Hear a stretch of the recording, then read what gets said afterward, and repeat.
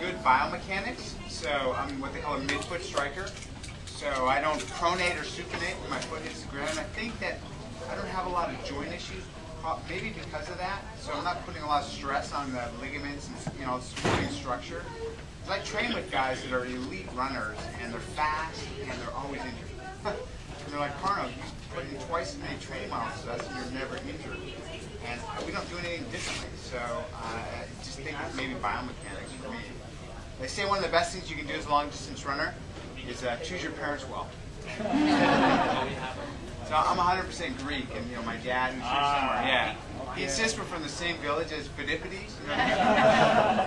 That guy died. I was telling him. I said, Dad, we grew up in LA. I mean, what village? Possibly referring to. But anyway, I think the biomechanics. When you did the 50-50, during that process, you had Carmichael training for these scientific studies. Yeah. After that, after the 50-50, the next year or two, did they re-study you, do more scientific to see how your body's changed from that? That's a good question. No, I've had a lot of studies done subsequent to the 50 marathons, but not those same studies. Those studies they were looking at, which was brutal because they were drawing my blood. I mean, like every other day. And you just do not want to have your blood drawn and then go run a marathon. It's just like a wasp sting, and then you go run a marathon. So I figured I'd give myself the science to see what happened. And they were looking at one biomarker called the CPK, which is it's basically a measurement of muscle breakdown to see how much muscle was it turning over. And the normal range is, I think 0 to like 200 is the upper limit. I think on one day I got to about 205. Other than that, they were amazed that my CPKs never went above 200. And they've done CPKs on, say, a Western States runner that had a hard time, and their CPK can be 100,000. So mine was, 205. They said it was just remarkable, yeah.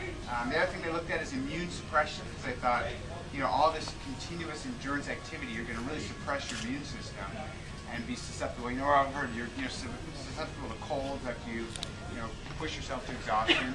And my immune system stayed, just the same.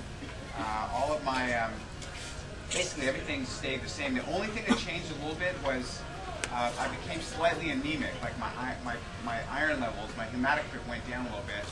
And I kept saying, you're drawing 3 vials of blood. Something's going to happen here.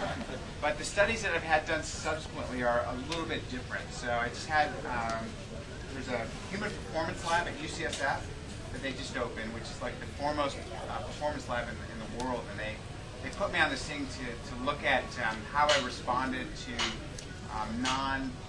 so sub-LT workouts. So not, when you hit your lactic acid threshold, that's when you go anaerobic, when you're really breathing hard. That's called oxygen debt. When you're below that level and you just breathe like marathon level, you're not completely exhausted, but you're really pushing, that's sub-LT. And they put me and Lance on this same test, and they said, how are you going to compare to Lance? They said that theoretically I could run sub-LT forever. They're like, your body chemistry is not changing.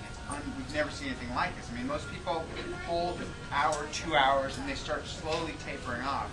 They said with you, if you got enough nutrition to service your muscles, it looks like theoretically you could just keep running and running. We've never seen anything like this. Now, the one difference with when they took me above the LT, so when I was anaerobic, really pushing, I could hold like an anaerobic burst at max for 30 to 40 seconds.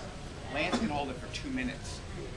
Yeah, so I mean, our difference is where I at a steady pace can go forever when he tapers off.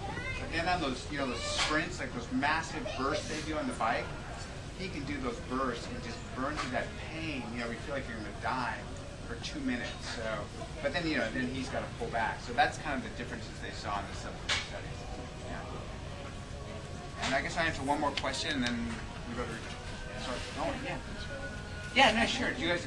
Okay. Yeah. I think what we'll do is we've probably got about half an hour till Dean kind of needs to get out of here. So if you just want to line up this way along here.